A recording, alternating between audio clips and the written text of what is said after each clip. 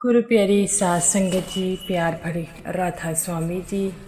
सात संगत जी, आज की वीडियो को पूरा ज़रूर देखिए। अगर वीडियो अच्छी लगती है तो वीडियो को ज़रूर लाइक और चैनल को सब्सक्राइब करना मत भूलिए। सात संगत जी, ये जो साखी है सच्ची घटना पर आधारित है। सात संगत जी, जैसा कि आपको पता है, बाबा जी अपने हर सत्संगी से बड़ा प्रेम करते हैं और जब भी वे मुश्किलों में होते हैं बाबा जी को याद करते हैं तो बाबा जी उनकी मदद करने चाहे किसी भी रूप में जाए वह जाते हैं। तो गुरु प्यारी सात संगत जी, आज की साखी एक जो है वह एक गरीब दुकानदार की है जिसकी दुकान पर कोई नहीं आता था। तो बाबा जी ने उसकी दुकान पर आकर वहाँ से जब 40,000 का राशन खरीद क्यों लिया। सत्संगत जी, ये जो गरीब सत्संगी था वह बड़ा ही गरीब था और हमेशा मालिक की दया में रजा में रहता था। इसके घर में इसके 2 बेटियां और इसकी बीवी थी और ये दोनों बेटियां पढ़ती थी। सत्संगत जी, इसकी बीवी कहती है कि हमारी बेटी की उम्र शादी की हो गई है, वह 19 साल की हो गई है। तो उसका बाप कहता है कि अभी 19 साल की हुई है तो इतनी जल्दी शादी की क्यों। तो वो कहती है कि अगर हम सोचेंगे तभी तो उसकी शादी होगी, लेकिन आप तो उसकी शादी के बारे में बिल्कुल भुला कर बैठे हैं। तो वो कहता है ऐसी बात नहीं है, अगर तुम्हें अपनी बेटी की शादी की चिंता है तो मुझे भी है। तो वो कहती है अच्छा ऐसी बात है, पर मुझे तो लगता नहीं। तो वो कहता है मैं क्या करूं, तुम्हें तो पता है कि कितनी गरीबी है, जो राशन से जो दुकान चलती है उससे हम गुजर बसर करते हैं। तो वो कहती है कि आप कोई काम क्यों नहीं देख लेते। तो वो कहता है काम मैं कब करूँगा। वो कहती है शाम को आप ड्यूटी पर चले जाइए। तो वो कहता है अगर ऐसा ही चलता रहा तो मैं थक हार कर घर आऊँगा तो मेरा भजन सिमरन कब होगा। तो वो कहती है आपको भजन सिमरन की पड़ी है, अपनी बेटी की शादी के लिए नहीं पड़ी है। तो वो कहता है ऐसी बातें क्यों करती है, बेटी की शादी भी करनी है, लेकिन कब करनी है वो उस मालिक पर है। तो किसी प्रकार की चिंता मत कर, मालिक सब कुछ ठीक करेगा। तो वो कहती है आप हर बार ऐसा कर देते हैं। तो वो कहता है कि तुम किसी प्रकार की चिंता मत कर और मुझे मेरा काम करने दे, जब सही समय आएगा तो उसकी शादी भी हो जाएगी। पर उसका पति जो है हर बात को टाल मटोल कर देता और शादी के बारे में जो है वह जो है सोचता नहीं, जिससे वह बड़ा दुखी होती है और कहती है कि मेरी बेटी अब जवान हो रही है, हम मुझे भी कुछ करना होगा। और वह कहती है क्यों ना मैं घर घर जाकर काम शुरू कर दूं, जिससे हमारी गुजर बसर भी अच्छी हो जाए। तो वह घर घर जाकर घरों का काम करना शुरू कर देती है, जिससे उसकी गुजर बसर भी अच्छी होने लग पड़ती है। जब उसके पति को इसके बारे में पता लगा है तो वो कहता है क्यों ऐसा कर रही है, उस मालिक पर दया कर, वह मालिक हम पर दया करेगा। तो वो कहती है कि अब तो दोनों को मिलकर ही काम करना होगा, 2 बेटियां हैं तो दोनों की शादी के लिए दाज बहुत कुछ चाहिए। तो वो कहता है कि हम कोई दाज नहीं देखेंगे, हम ऐसे लड़का लेंगे जो हमारी बेटी का जो है ऐसे ही शादी कर ले। तो वो कहती है तो आप इसीलिए न कोई मेहनत नहीं कर रहे कि आप सोचते हैं कि हम अपनी बेटी की शादी धूमधाम से नहीं बल्कि सिंपल तरीके से करें। तो वो कहता है इसमें हर्ज ही क्या है, 2 लोग उनके आएंगे 2 हमारे आएंगे तो ऐसे शादी हो जाएगी तो बड़ी अच्छी बात है, खर्चा भी बचेगा। तो वो कहती है चलो ऐसे शादी हो भी जाएगी, लेकिन बेटी को कुछ नहीं देना, उसके ससुराल वालों को कुछ नहीं देंगे हम, और फिर भी जब बेटी की शादी हो जाएगी कई तरह के त्यौहार आते हैं तब भी तो देना पड़ेगा। तो वो कहता है इस बात के बारे में मैंने सोचा नहीं। तो वो कहती है कि मैंने अब इसका बंदोबस्त कर लिया है, मैं भी घरों में जा जाकर काम करती हूँ, जिससे जो है थोड़ा बहुत घर का सिस्टम ठीक हो गया है। तो वो कहता है कि तू किसी प्रकार की चिंता मत कर, बाबा जी पर विश्वास कर, बाबा जी सब कुछ ठीक कर देंगे। तो वो कहती है कि बाबा जी पर तो मैंने पूरा विश्वास है, विश्वास नहीं है तो अपने आप पर। तो वो कहता है किसी प्रकार की चिंता मत कर, अगर बाबा जी पर विश्वास है तो बाबा जी सब कुछ ठीक करेंगे। तो वो कहते हैं ठीक है। तो वो कहती है कि आपको तो कुछ करना होगा। तो वो कहती है करूं क्या, मुझे ये बिल्कुल समझ नहीं आ रहा। तो वो कहते हैं समझ क्या आएगा, तो करना क्या है ये तो तुम ही जानो। तो वो कहती है ठीक है, और ऐसे ही चलता रहा। तो गुरु प्यारी साध संगत जी, जैसा कि आपको पता है कि बाबा जी हमेशा ही सब पर मेहरबान होते हैं, तो उन्होंने भी कुछ ऐसा किया जिससे इस सत्संगी का विश्वास जो है बाबा जी पर और भी ज़्यादा हो गया, और ऐसे ही उसके काम की गुजर बसर जो है अच्छी चलती रही।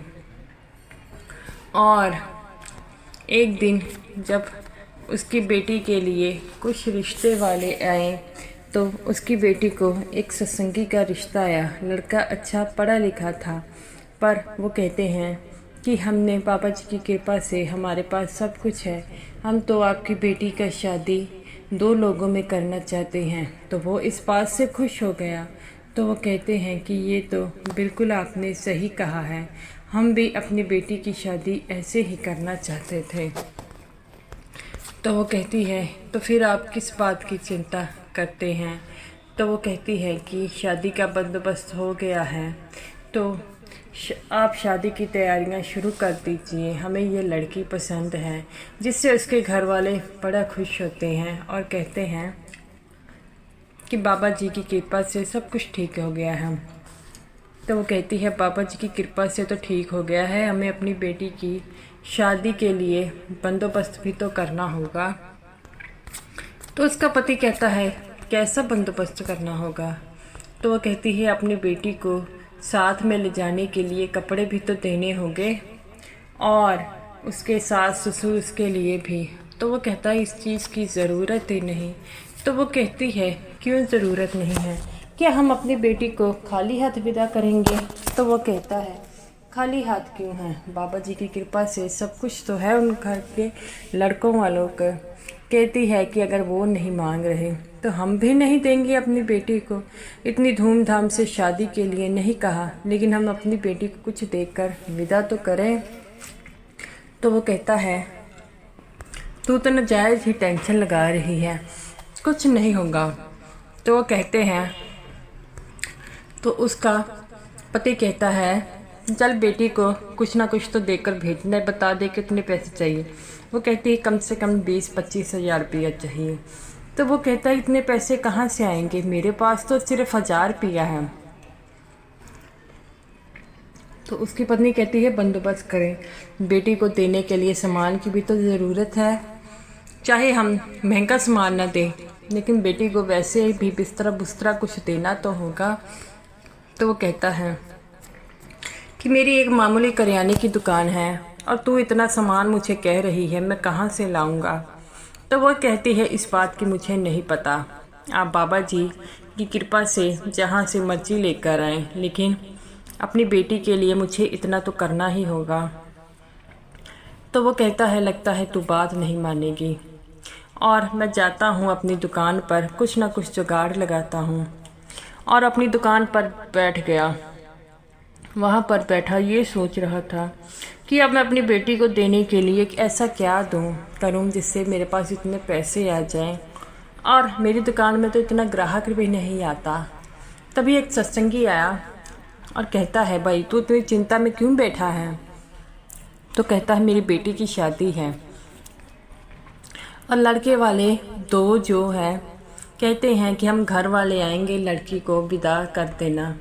तो वो कहता है फिर किस बात की चिंता है। तो वो कहता है मेरी पत्नी कहती है कि हम बेटी को खाली हाथ विदा नहीं करेंगे, उसे कुछ ना कुछ सामान की तो ज़रूरत है। जिससे वो कहता है कि तेरी पत्नी तो बिल्कुल ठीक कह रही है, तो वो कहता है मुझे अब समझ नहीं आ रही कि मेरे पास इतने पैसे कहाँ से आएंगे।